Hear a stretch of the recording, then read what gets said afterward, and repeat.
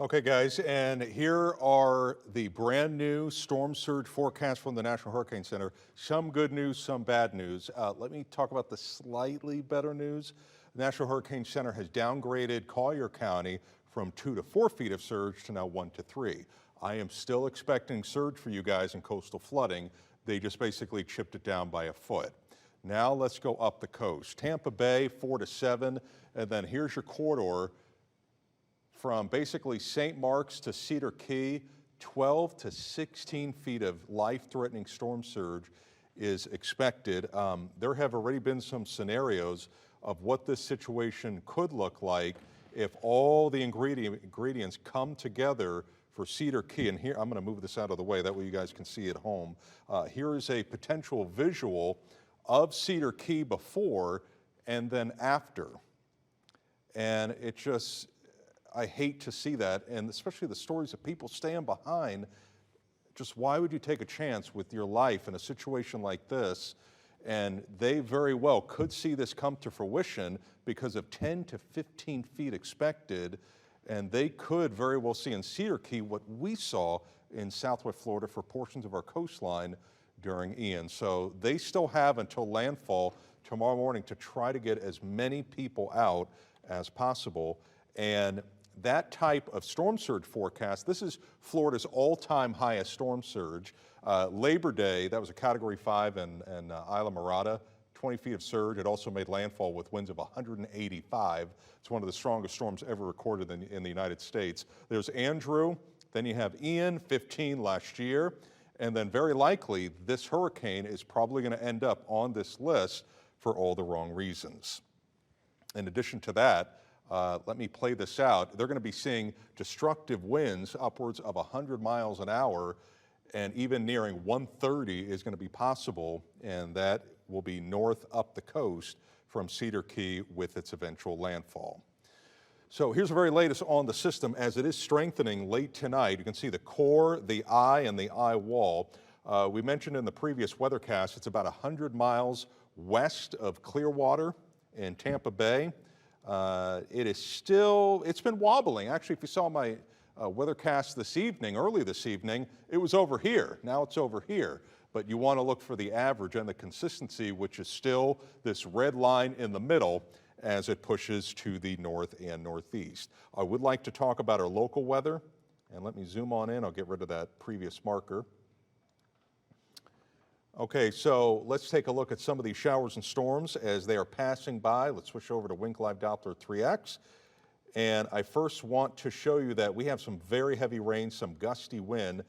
And I just heard from the National Weather Service, I believe this pocket right here just brought a wind gust. Let me double check that for you.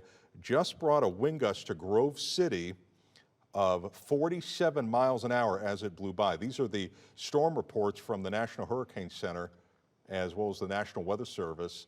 And let me just double check that. I believe that storm, yeah, there you go, 10:55. There's your wind gust, 46 miles an hour. And that's the one that is right now pushing into Port Charlotte with very heavy rainfall. So let's put a time lapse on it, show you where it's coming from and where it's going to be heading. And generally heading due north at 35 miles an hour. So heavy rain, squally conditions. Now let's take a look at the velocity signature. It basically tells me if the system is rotating or not. Not seeing anything too striking, thankfully, on our radar. Let me double up with Tampa Bay. And we do have, maybe a few kinks here and there, like there and there, where there's a little bit of a contrast in the wind and very small rotation, but nothing alarming right now from Northport and towards Rotunda. So, hey, let's keep that trend going. Let me also analyze for Lee and Collier County. Southwest Cape Coral, 42 mile per hour wind gusts. Southwest Cape Coral? Okay, Greg just told me Southwest Cape Coral, wind gusts to 40, yeah, there you go, that's why. 42 miles an hour as this, so we can almost bank on what Greg just said, that this squall right here will be capable of winds of about 40 to, I'll even tack on a couple more, 50 miles an hour. So winds of about 40 to 50 with this squall will be rotating north around the eastern side of the hurricane. Let's put a time lapse on it. And it's a fast mover. So With that motion, I would like to time it out for you. Okay, so I'm going to draw what's called a storm cone. Okay, drawing around. That's pushing north. So that would be eventually going towards Boquilla at about 11:34, Gulf Elementary, 11:41 if you live within that general vicinity, South Gulf Cove at about 11:53, and then Burnt Storm Arena just shy of midnight.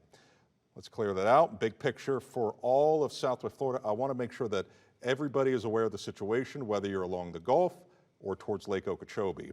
And again, this is one of those outer bands associated with the hurricane. There's the more complete picture.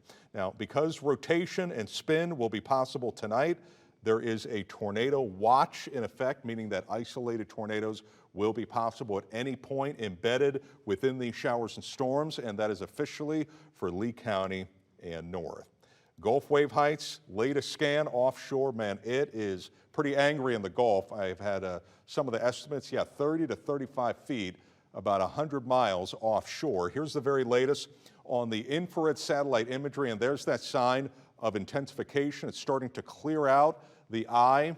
As the eye is deepening, it's bringing dry air above the eye down, and that can oftentimes clear the eye out.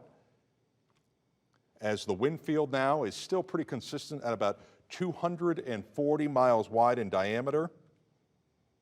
Here is that forecast from the National Hurricane Center, 110, almost a major hurricane.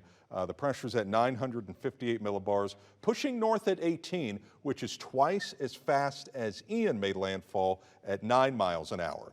So here is where we are right now, almost on the brink of Category 3 strength. It is expected to jump towards here by landfall at 1:30, which is Category 4 strength with catastrophic damage expected along the Florida Gulf Coast near the Big Bend.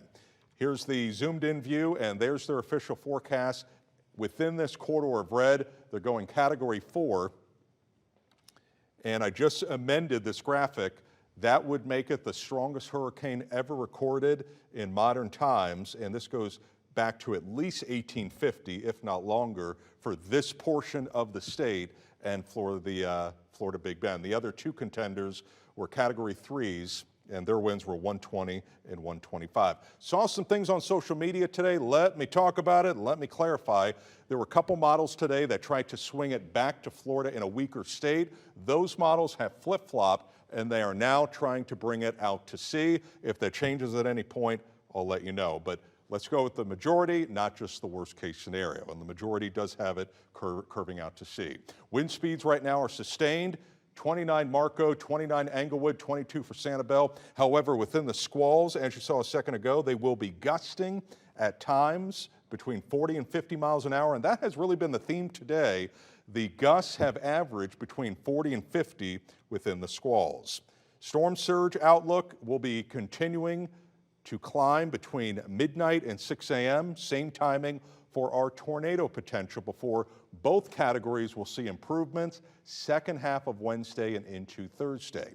Here's the hour-by-hour forecast as we will continue to see these wraparound bands of scattered showers and thunderstorms on the southeastern side, and then where you can see these narrow bands. We call that training. That is where locally in spots, not for everybody, but for some, you could see pockets of upwards 1 to 3 inches of rain.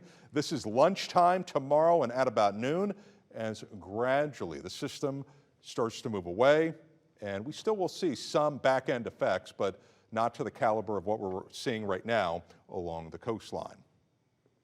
Some of the winds will be gusting in the short term upwards of 40 to 50 miles an hour along the coastline and in the 20s and 30s inland. The lingering rainfall potential, these swaths of yellow, that is about 2 to 3, if not 4 inches of rain. Here's going to be the high tide times. This is a very important graphic. And we have Port Charlotte at 4:37, Gasparilla Sound at 2:04. 2 to 4 feet of storm surge for you guys. Let's take you into Lee County. I had a Wink viewer. Thank you so much. I had so many to post. And he said, Matt, you made a mistake. You said 441, and I double-checked it, and he's right. It was 414. So thank you very much for updating me on that. Matt Lachey, 414, Cape Coral, 446. 230 to 245 for Sanibel and Captiva. And then here is the newest update from the National Hurricane Center. They chipped off a foot from their forecast. Instead of 2 to 4, now 1 to 3 for coastal Collier County. Everglades City, 304, Marco Island, 148. And this is the combo of this south wind. Wind is a force, and the wraparound wind is forcing up the tides. And time now is 11:30.